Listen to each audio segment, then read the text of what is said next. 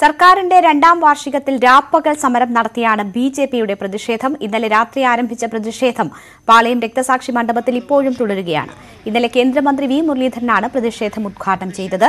സ്വന്തം കുടുംബത്തിനു വേണ്ടി മാത്രം പ്രവർത്തിക്കുന്ന കുടുംബനാഥനായി പിണറായി അധപ്പതിച്ചെന്ന് വി രാജേഷ് കുറ്റപ്പെടുത്തി.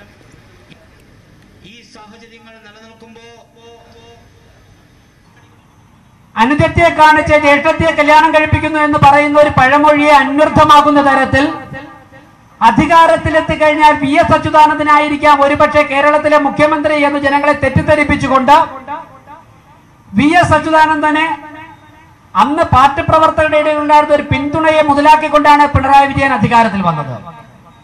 അതിനുശേഷം ലോക കമ്മ്യൂണിസ്റ്റ് ചരിത്രത്തിൽ തന്നെ എടുത്ത് പരിശോധിച്ചു കഴിഞ്ഞാൽ ഒരു കമ്മ്യൂണിസ്റ്റ് നേതാവും കാട്ടിയിട്ടില്ലാത്ത തരത്തിലുള്ള ഫാസിസ്റ്റ് സമീപനവും അഴിമതിയും കാട്ടിയാണ് പിണറായി വിജയൻ മുന്നോട്ട് പോകുന്നത്.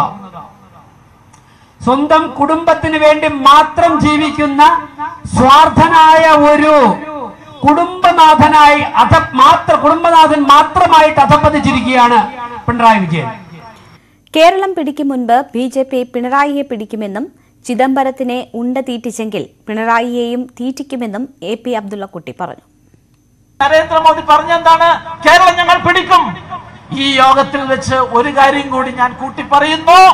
കേരളം പിടിക്കുക മാത്രമല്ല, അതിനു മുമ്പ് ഈ പിണറായി വിജയനെ ഞങ്ങൾ പിടിക്കും. കേരളത്തിലെ ഏറ്റവും വലിയ അഴിമതിക്കാരനായ ഈ പിണറായി വിജയനെ ഞങ്ങൾ പിടിക്കും എന്ന് ഈ രാപ്പകൽ സമരത്തിൽ പറയാൻ ഞാൻ ആഗ്രഹിക്കുകയാണ്.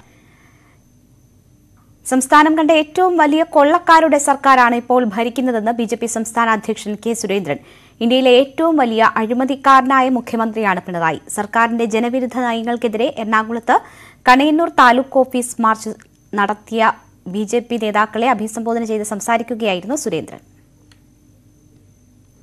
കേരളം കണ്ടതിൽ വച്ചിട്ടുള്ള ഏറ്റവും വലിയ കൊള്ളക്കാരുടെ സർക്കാരാണ് പിണറായി വിജയന്റെ സർക്കാർ.